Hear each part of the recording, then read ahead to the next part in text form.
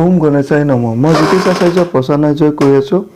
আজি মই এই ভিডিঅ'টোৰ থ্ৰুত ক'ব গৈ আছোঁ যে যেতিয়াই কোনটো দিশত হাঁচি হ'লে কি ফল পাব, অৰ্থাৎ হাঁচি হ'লে মানে টিক টিক যেতিয়া শব্দ এটা কৰে, সেই কোনটো দিশে মাৰিলে ভাল ফল আৰু কোনটো দিশে টিকটিকনি মাৰিলে বেয়া ফল লাভ কৰিব, সেই বিষয়ে ক'ব গৈ আছোঁ। গতিকে ভিডিঅ'টো শেষলৈকে চাওক, লাইক, ছাবস্ক্ৰাইব এণ্ড শ্বেয়াৰ কৰক যাতে অন্যজনো ভিডিঅ' চাই উপকৃত হ'ব পাৰে। যেতিয়া পূব আৰু অগ্নিকোণত যেতিয়া টিকটিকায়, তেতিয়া তাৰ ভয় মানে কোনো কাৰণত মানে ব্যক্তিজনৰ ভয় বা পৰিয়াল বা সাংঘাতিক দিশত অশান্তি বিৰাজমান কৰিব। যদি পশ্চিম দিশত যেতিয়াই যদি টিকটিকায় তেনেহ'লে উত্তম খাদ্য খাব পাৰিব, শুভ সংবাদ লাভ কৰিব পাৰিব বা কোনো ভাল খবৰ তেখেতসকলৰ দুৱাৰমুখত আহিব। তেনেকৈ যদি দক্ষিণ কোণক হেৰি কৰে, তেনেহ'লে আপুনি চাব যে মানুহজনক কোনো দুৰ্ঘটনাৰ সন্মুখীন বা লছ সন্মুখীন বা কাজিয়া পেচাল হোৱাৰ আশাটো বেছি থাকিব।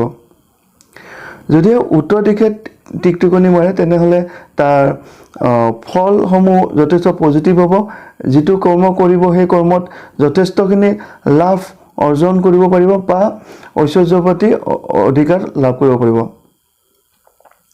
যদিহে ঈশান আৰু নৈশ কোণত যেতিয়া টিকটিকনি মাৰে, তেনেহ'লে চাব কোনো বেয়া খবৰ বা নিউজ পোৱাৰ সম্ভাৱনা বেছি বা আৰ্থিক ক্ষেত্ৰত মানে বস্তুবিলাক লছ হোৱাৰ উপৰিও কোনো মানুহৰ লগত বাদ বিবাদত লিপ্ত হ'ব সম্ভাৱনাটো বেছি।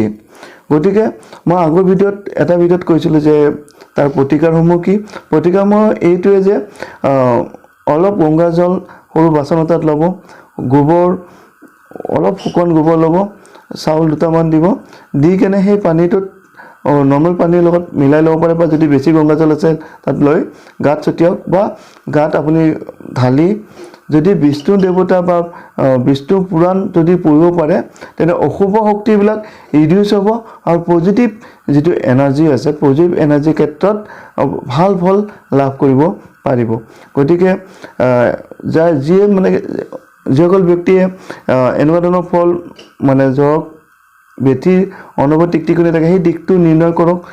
যদি পজিটিভ দিশত আছে কোনো ভয় নাই, যদি নিগেটিভ দিশত মই কোৱা যদি আছে, তেনেহ'লে মই কোৱা প্ৰতিকাৰটো কৰক। তেনেহ'লে অশুভখিনি ৰিডিউচ হৈ পজিটিভ যিটো আছে সেইটো বৃদ্ধি হোৱাৰ আশাটো যথেষ্ট বেছি হ'ব। ধন্যবাদ।